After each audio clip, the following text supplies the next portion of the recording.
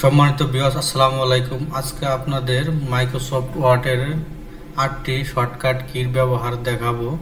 যদি 8টি shortcut key ব্যবহার আপনি জেনে নিন, তাহলে আপনি অতি তাড়াতাড়ি কাজগুলো সহজে করতে পারবেন। চলে যাচ্ছি ভিডিওতে। তো প্রথমে দেখেন, এখানে একটা টেক্সট লিখে রাখছি আমি। দেখেন, প্রথমে আজকে আমি শুরু করব। দেখেন, কে দিয়ে প্রথমত শুরু করব। দেখেন, মনে করি আমি এখানে একটা হাইপার লিঙ্ক তৈরি করব। তো আমি এখানে হাইপার লিঙ্ক তৈরি করার জন্য দেখেন, এখানে সিলেক্ট করব সাইদুরে সিলেক্ট করে কন্ট্রোল প্লাস কে চাপ দিব। কন্ট্রোল প্লাস কে।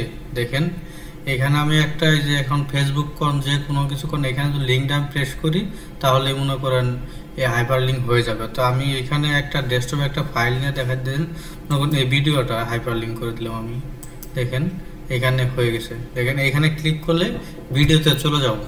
তা আমি মনে করি এটা এখন রিমুভ করা প্রয়োজন, তাহলে আমি এখানে রাইট বাটন ক্লিক করলাম মাউজের। এইখানে দেখেন রিমুভ হাইপার লিঙ্ক, রিমুভ করে দিলাম। এখন দেখো control plus L, control plus L, control plus L, control plus L. দেখেন, এখানে যদি আমি এটা সিলেক্ট করি কন্ট্রোল প্লাস এল দিয়ে লিফট অ্যালাইন হবে। লিফট অ্যালাইন টেক্সটটা মনে করেন আপনার বাম দিকে অ্যালাইনড হয়ে যাবে। দেখেন, এখানে এলোমেলো আছে। দেখেন, আমি সিলেক্ট করে কন্ট্রোল প্লাস এল চাপ দিয়ে দেখেন এই সাইডে সব সমান হয়ে গেছে, মানে বাম দিকে সব সমান হয়ে গেছে। আবার control plus M, control plus M দিলে হইতেছে ইন্ডেন্ট প্যারাগ্রাফ, ইন্ডেন্ট প্যারাগ্রাফ। দেখেন, কন্ট্রোল প্লাস এম দিয়ে দেখেন এইভাবে করা যায়। ইন্ডেন্ট প্যারাগ্রাফ হইতে হয়। দেখেন, এইখানটাও করতে পারবেন, এটাও করতে পারবেন, এটা হচ্ছে কন্ট্রোল প্লাস এম দিয়ে দেখেন, কন্ট্রোল প্লাস এম। দেখেন, মিডলে সব সমান হয়ে যাবে। কন্ট্রোল প্লাস এম, এদিকে আসবো খালি। দেখেন, এদিকে হয়ে যাবে। আমি আবার যদি পূর্ব দিকে কন্ট্রোল জেড দিয়ে দেখেন আগের অবস্থায় চলে যাচ্ছে। কন্ট্রোল জেড দিলাম, সেই আগের অবস্থায় চলে যাচ্ছে।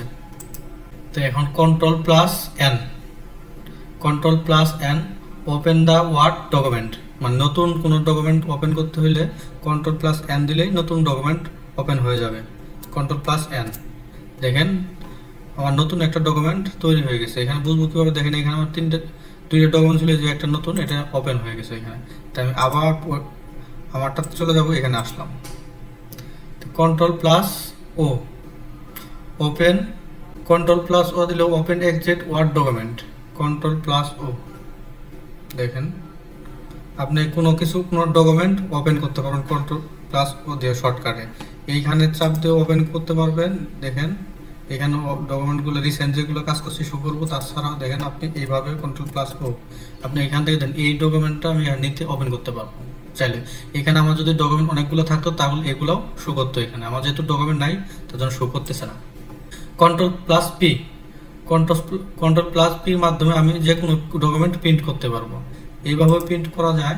কন্ট্রোল দেখেন, সরাসরি এখানে ক্লিক করে যে প্রিন্ট অপশনে চাপ দিলে প্রিন্ট হয়ে যাবে। এবং আমি যদি কন্ট্রোল প্লাস পি দেই, তারপরেও দেখেন ওইখানে চলে যাবে। কন্ট্রোল প্লাস পি সরাসরি এখানে চলে যাচ্ছে। তো এইখানে আমি আবার একটা শর্টকাট আপনার বিষয় দেখাই দিই। আপনি যে কোনো সাইজ যদি প্রিন্ট দেন, এইখানে দেখেন আপনি লেটার হয়ে আসে, আপনি যদি চান এ4 দিবেন, এ4 দিতে পারবেন। দেখেন, এ4 দিতে পারবেন। আপনি এখান থেকে কয়টা প্রিন্ট দিবেন, দুইটা না তিনটা, সেটাও আপনি সিলেক্ট করতে পারবেন। তো এইখানে ক্লিক করলে আপনার প্রিন্ট হয়ে যাবে। Control plus Q add space before paragraph. এই প্যারাগ্রাফে যদি কোনোদিন ফরম্যাটিং অ্যাপ্লাই করে থাকি, সেটা আমি যদি কন্ট্রোল কিউ ব্যবহার করি, তাহলে সব রিমুভ হয়ে যাবে। দেখেন, আমি ধরেন এই ফরম্যাটিংটা ইউজ করছি, ইউজ করার পরে দেখেন এলোমেলো হয়ে গেছে। তাহলে এই ক্ষেত্রে আমি কন্ট্রোল প্লাস কিউ চাপলে দেখেন সেই পূর্ব অবস্থায় চলে আসছে। কন্ট্রোল প্লাস আর, রাইট অ্যালাইন্ড টেক্সট, টেক্সটটা রাইট ডান পাশে অ্যালাইনটা ঠিক আছে। দেখেন, কন্ট্রোল প্লাস আর ডান পাশে দেখেন অ্যালাইনটা সঠিক, মানে ঠিক হয়ে গেছে।